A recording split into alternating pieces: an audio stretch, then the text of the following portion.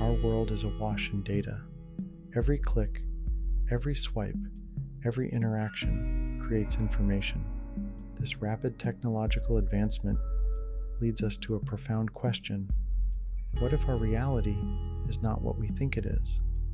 What if this world, with its complexities and wonders, is nothing more than a highly sophisticated simulation?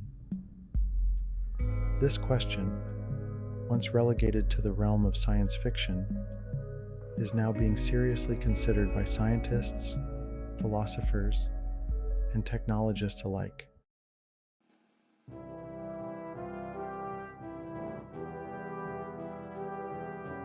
The notion that our senses might deceive us, that the world we perceive might be an illusion, is not a product of the digital age. Philosophers have grappled with this question for centuries. Plato, in his famous allegory of the cave, argued that we, like prisoners chained in a cave, only ever see shadows of the true reality. In the 20th century, science fiction took up the mantle, exploring the simulation hypothesis in works like The Matrix. Today, the simulation hypothesis is no longer confined to the realms of philosophy and fiction. Advances in science, particularly in our understanding of the universe's fundamental nature, have breathed new life into this age-old question.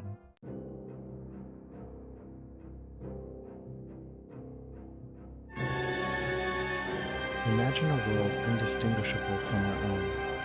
The laws of physics, the complexities of biology, the vastness of space, all meticulously crafted within a computer program of unimaginable power.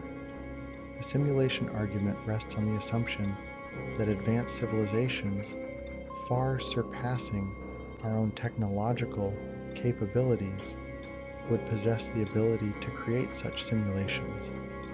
These simulations could be so sophisticated, so detailed, that the simulated beings within them, that's us, would be completely unaware of their true nature. The rapid pace of technological advancement, particularly in fields like virtual reality and artificial intelligence, has made the idea of simulated worlds more plausible. If we are indeed living in a simulation, it throws into question everything we thought we knew about reality, free will, and the nature of existence itself.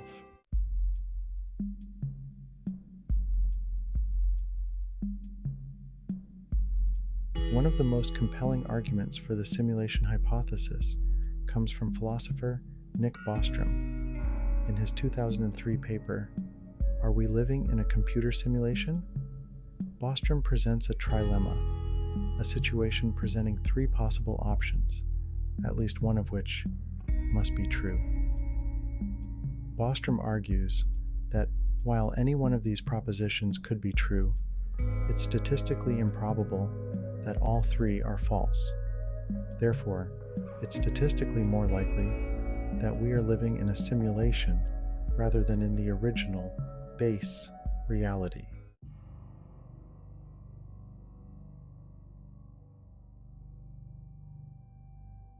The idea that our senses might be deceiving us, that the world we perceive is not the true reality, has echoed throughout human history. Plato's allegory of the cave, for instance, paints a vivid picture of this dilemma. The simulation hypothesis also finds fertile ground in science fiction. Movies like The Matrix have captured the popular imagination, depicting worlds where reality is revealed to be a computer-generated illusion. From ancient philosophy to modern science fiction, the question of whether our reality is truly real has persisted. It challenges us to reconsider the nature of our existence and to grapple with the profound implications of a reality beyond our immediate perception.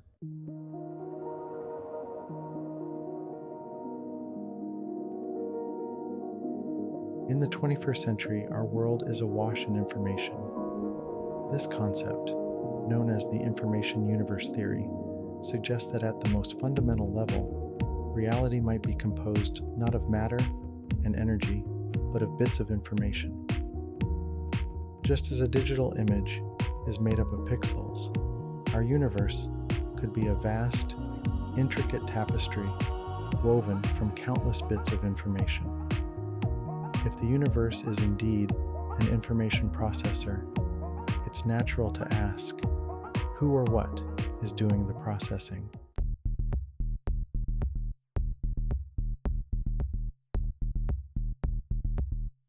Dr. Melvin Vopson, a physicist at the University of Portsmouth, has taken the information universe theory a step further. He proposes that information isn't just a fundamental aspect of reality, but it's also governed by its own set of laws, much like matter and energy are governed by the laws of physics. Vopson's work centers around what he calls the second law of infodynamics. This law states that the total amount of information in the universe is constantly increasing. If Vopson is right, the universe isn't just expanding outward, it's also becoming more complex, more information-rich over time.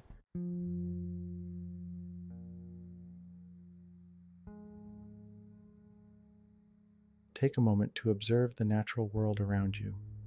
From the intricate patterns of a snowflake to the graceful spiral of a seashell, nature is replete with examples of order, symmetry, and complexity. In information theory, order and symmetry are closely related to information content. The prevalence of order and symmetry in the natural world suggests that the universe might be optimizing for low information states. Just as a computer program strives for efficiency, minimizing the number of lines of code required to perform a task, so too might the universe be governed by principles of information efficiency. This drive towards information efficiency could be a key factor in shaping the laws of physics and driving the evolution of the cosmos.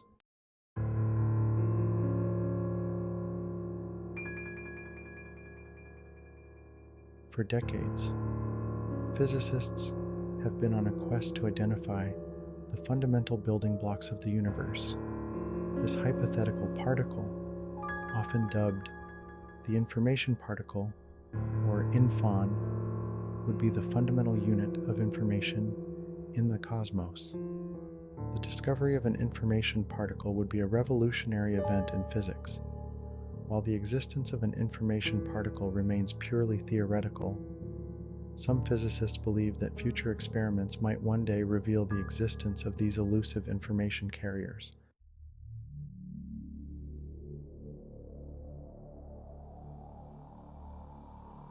Building a simulation of our universe, with all its complexities and wonders, would require computational power beyond anything we can currently fathom.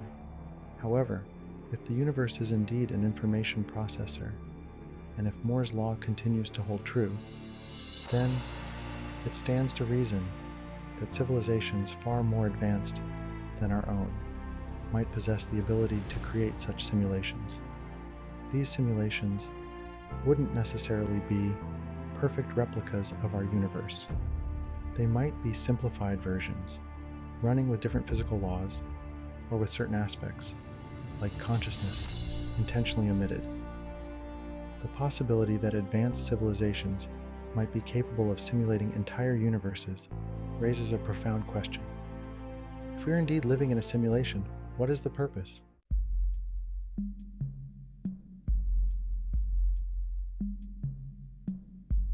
The concept of free will, the ability to make choices independent of external constraints, lies at the heart of our self-understanding as conscious, autonomous beings. But if we're living in a simulation, does free will even exist?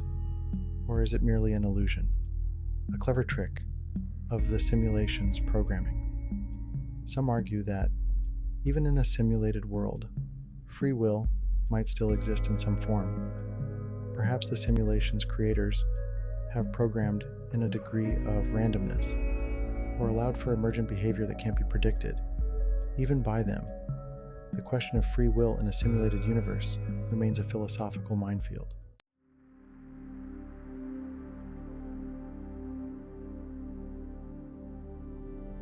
What does it mean for something to be real if it's part of a simulation? This question strikes at the heart of our understanding of reality and the nature of existence.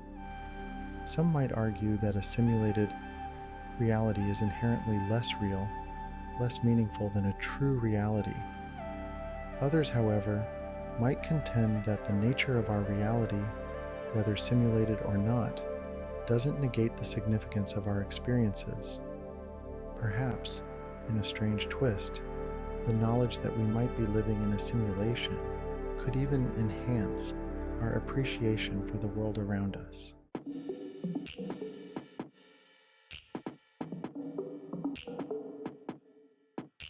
Elon Musk, the enigmatic entrepreneur behind Tesla and SpaceX, is known for his bold pronouncements about the future of technology and humanity's place in the cosmos. One of his most provocative claims is that the odds of us not living in a simulation are 1 in billions. Musk's reasoning stems from the idea that if civilizations continue to advance technologically, they will inevitably reach a point where they can create simulations indistinguishable from reality. His willingness to entertain such mind-bending ideas highlights the growing blur between science fiction and cutting-edge science. Section 4. A simulated culture. The simulation hypothesis has seeped into the mainstream, becoming a recurring theme in popular culture. From blockbuster movies to thought-provoking TV series, the idea of reality as an illusion has captured our imagination. The Matrix brought the simulation hypothesis to the forefront. Its depiction of a computer-generated dream world resonated deeply, sparking philosophical debate. Black Mirror explores the darker implications of advanced technology, blurring reality and simulation. Episodes like San Junipero and USS Callister question consciousness and identity within artificial realities.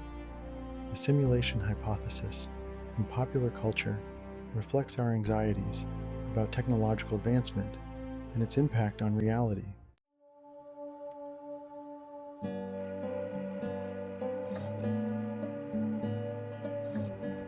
Section 1. The foundation of science.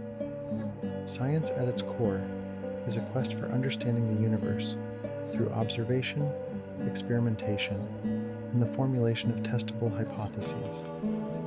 It's a rigorous process of gathering evidence, analyzing data, and refining our models of the natural world based on empirical findings.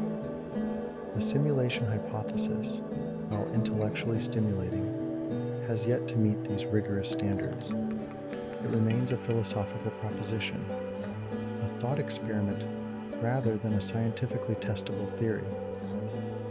This is not to say that the simulation hypothesis is invalid or unworthy of consideration, but rather that it occupies a different realm of inquiry than the empirical sciences. One of the hallmarks of a scientific theory is its ability to make predictions that can be tested through experiments or observations. If a theory's predictions consistently align with experimental results, it gains credibility.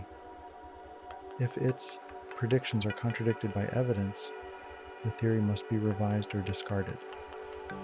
The simulation hypothesis, at least in its current form, struggles to make such testable predictions. While proponents have suggested certain observations as potential evidence for a simulated reality, these claims often lack the specificity and falsifiability required for scientific validation.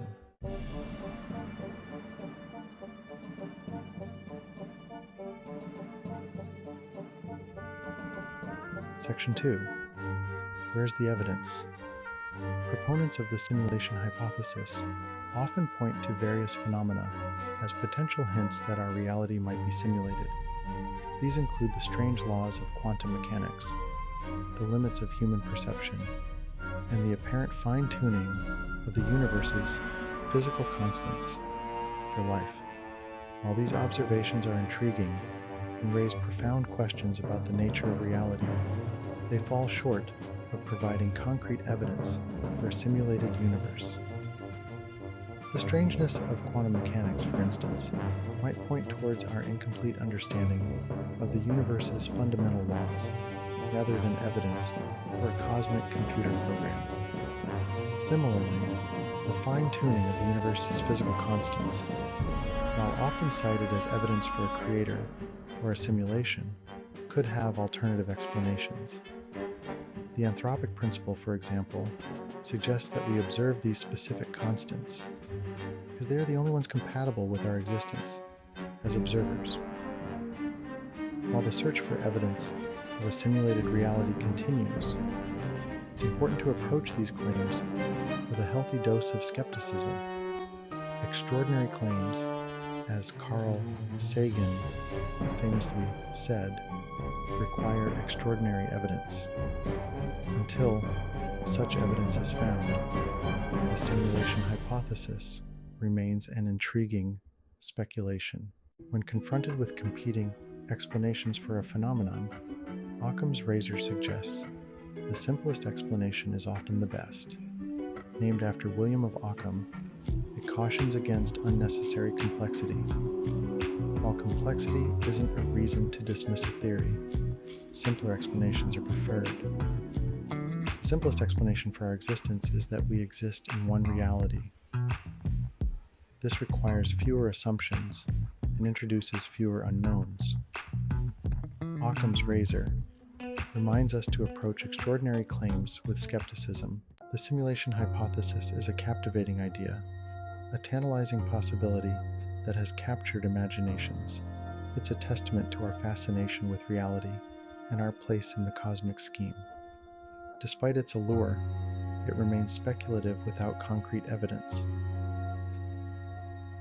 The jury is still out. The question of whether we're living in a simulation, while seemingly far-fetched, forces us to confront the limits of our perception, the nature of consciousness, and the meaning of existence. It challenges our assumptions about free will, the significance of our actions, and the nature of truth. Engaging with these big questions can be enriching and enlightening. It reminds us of the power of human curiosity and our desire to understand the world. So, while the ultimate answer remains elusive, the journey of exploration is well worth taking.